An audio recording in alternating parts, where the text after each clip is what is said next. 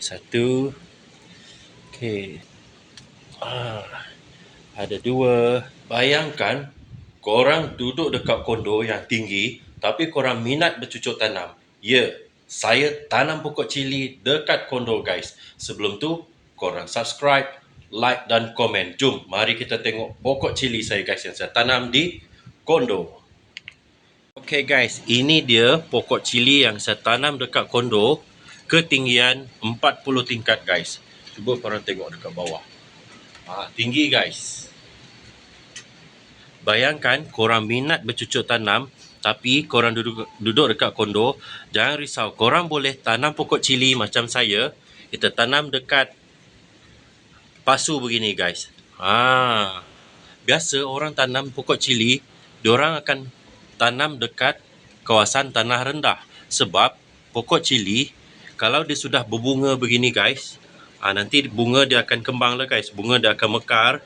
So kita memerlukan serangga untuk sistem pendembungaan guys. Tapi dekat kondo yang tinggi begini, saya tidak punyai serangga guys. Memang dekat kawasan yang tinggi ni, serangga-serangga kecil memang tidak ada guys. So macam mana saya buat sistem pendembungaan?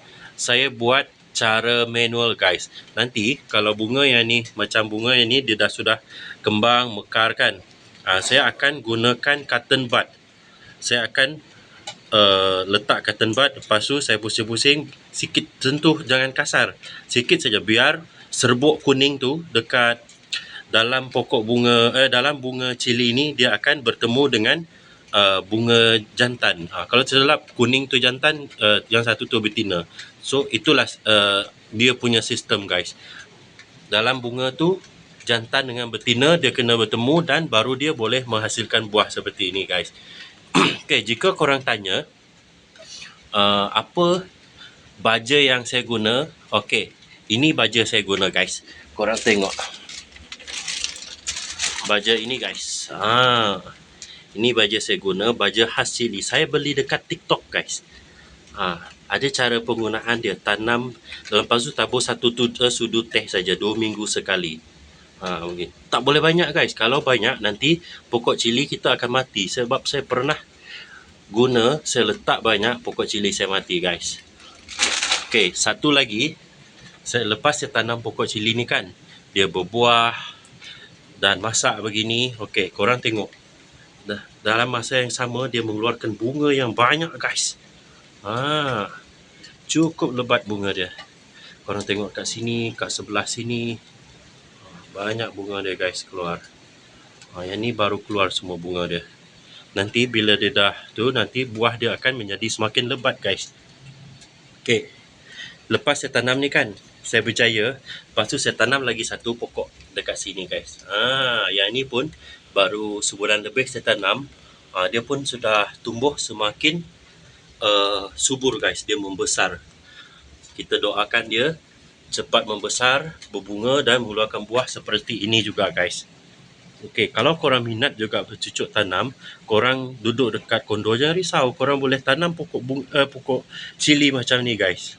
Nanti kalau korang tak ragu-ragu macam mana cara nak jaga dia, korang boleh komen dekat bawah, nanti saya reply guys. Dan hari ni pokok cili ni dia sudah masak buahnya, saya nak petik guys. Satu. Okay.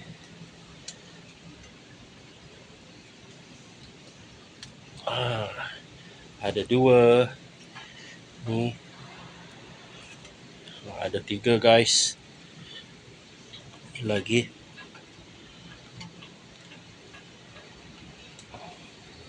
Ada 4 sudah guys. Lepas tu yang terakhir, yang kelima. Kita sudah mendapatkan hasil guys.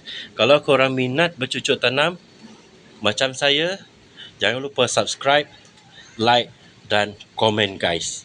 Okay, lepas kita kutip buah ni, okay, kita tunggu berapa minggu lagi. So next bunga dia akan mekar.